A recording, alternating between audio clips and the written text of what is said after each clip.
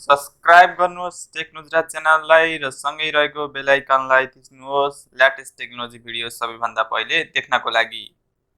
साथीहरु, टेक नुजराको नयाँ भिडियोमा यहाँलाई स्वागत छ। आज पनि म तपाईहरुलाई चाहिँ 3 मिनेट भित्रमा वेबसाइट बनाएर कसरी अपलोड गर्ने भनेर पार्ट 2 लिएर आएको छु। हामीले पार्ट 1 मा चाहिँ जस्ट कसरी चाहिँ आफ्नो वेबसाइट चाहिँ अनलाइनमा पब्लिश गर्न सकिन्छ भनेर सिकाएको थिएँ। आज चाहिँ म तपाईहरुलाई चाहिँ यहाँ अझ अट्र्याक्टिभ गराएर चाहिँ कसरी अपलोड गर्ने भन्ने कुरा सिकाउँछु यो पार्ट 2 मा चाहिँ। त्यसैले भिडियोलाई अन्तिमसम्म हेर्नु होला र यदि तपाईहरु च्यानलमा नयाँ हुनुहुन्छ भने कृपया च्यानललाई सब्स्क्राइब गर्न चाहिँ नबिर्सिनु होला। So without wasting our time let's begin.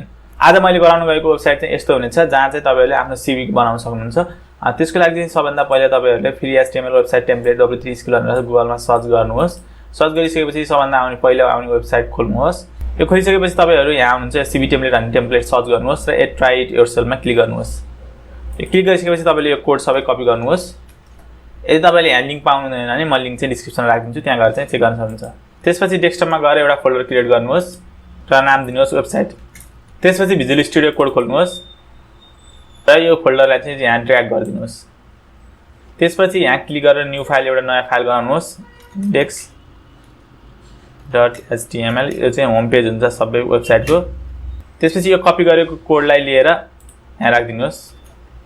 तपाईहरुलाई चाहिँ यो जेन डोय भन्ने नाम र यो लोगो चाहिँ चेन्ज गरेर इमेज चाहिँ चेन्ज गरेर देखाउँछु। अहिले चाहिँ तपाईहरुलाई मैले जेन डोय र यो इमेज चाहिँ चेन्ज गरेर देखाउँछु। त्यसको लागि चाहिँ फेरि VS कोड खोल्नुहोस्। त्यसपछि यहाँ सर्चमा क्लिक गर्नुहोस् र यहाँ टाइप गर्नुहोस् जेन डोय भनेर इन्टर गर्नुहोस्। यहाँ देख्न सक्नुहुन्छ मेरो यहाँ भेटिसकेको छ र यता आएर चाहिँ हामीले यो जेन डोयको ठाउँमा चाहिँ टेक नुजरा राखिदिन्छौँ। यसलाई कन्ट्रोल सेभ गरिदिनुहोस् एकचोटि। अब हामीले चाहिँ यो इमेजको ठाउँमा चाहिँ आफ्नो फोटो राख्न गइरहेका छौँ। त्यसको लागि फेरि यहाँ यसमा क्लिक गर्नुहोस् र यहाँ तपाईले सेकेन्डमा देख्नुहुन्छ न्यू फोल्डर भनेर। न्यू फोल्डरमा क्लिक गरेर नयाँ फोल्डर इमेज भनेर बनाउनुहोस्। इमेज बनाइसकेपछि अब हामीले चाहिँ आफ्नो फोटोलाई चाहिँ ल्याएर त्यो इमेज फोल्डरमा राख्नुपर्छ। त्यसको लागि यसलाई मिनिमाइज गर्नुहोस्। मैले चाहिँ मेरो लोगो राख्छु, यसलाई कन्ट्रोल कपी गर्नुहोस्, ए वेबसाइट भन्ने फोल्डर खोल्नुहोस् र इमेज भित्र ल्याएर पेस्ट गरिदिनुहोस्। यदि गरिसकेपछि फेरि तपाईले यही भिजुअल स्टुडियो कोड खोल्नुहोस्। तपाईले यहाँ देख्न सक्नुहुन्छ logo.png फाइल चाहिँ आइसकेको छ। अब हामीले चाहिँ त्यसलाई एसेस गर्छौँ। त्यसको लागि चाहिँ यहाँ कोडलाई फाल्दिनुहोस् यतिलाई मात्र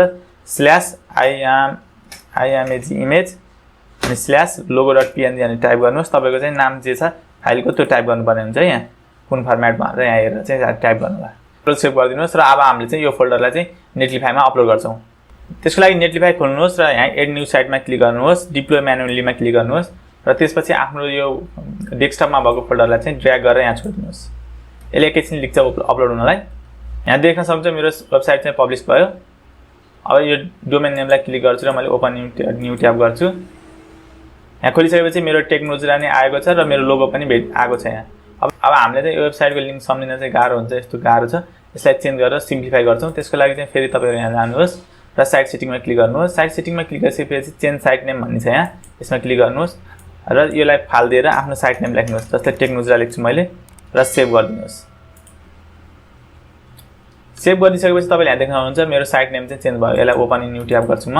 ओपन न्यू ट्याब गरिसकेपछि मेरो चाहिँ लिंक चाहिँ सजिलो आएको छ, जस्तै technujra.netlify.app भनेर। यसलाई यो वेबसाइट चाहिँ तपाईले जहाँबाट नि एक्सेस गर्न मिल्छ। अब यसलाई म कपी गर्छु, कन्ट्रोल कपी गर्छु र हाम्रो अर्को ब्राउजर खोल्छु र यहाँ मैले पेस्ट गरिदिन्छु।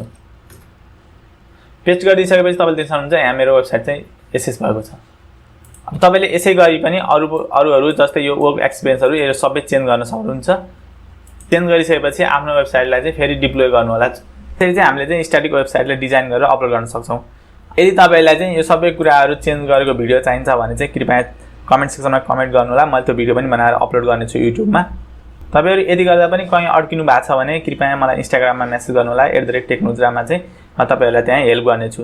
र यसरी नै तपाईहरुले यदि वेबसाइट बनाउनुहुन्छ भने मलाई तपाईको वेबसाइटको लिंक चाहिँ इन्स्टाग्राममा पठाउनु होला। म त्यहाँबाट पनि चेक गर्न सक्नेछु के मिस्टेक भएको छ भन्ने कुरा। यदि तपाईहरुलाई यो भिडियो मन परेको छ भने कृपया भिडियोलाई लाइक गरिदिनु होला र च्यानललाई सब्स्क्राइब गरिदिनु होला। त्यस्तै यो भिडियोलाई शेयर गर्न नबिर्सिनुहोस् ताकि तपाईहरुको साथीहरुले पनि आफ्नो वेबसाइट बनाएर चाहिँ अनलाइनमा पब्लिश गर्नुहुन्छ।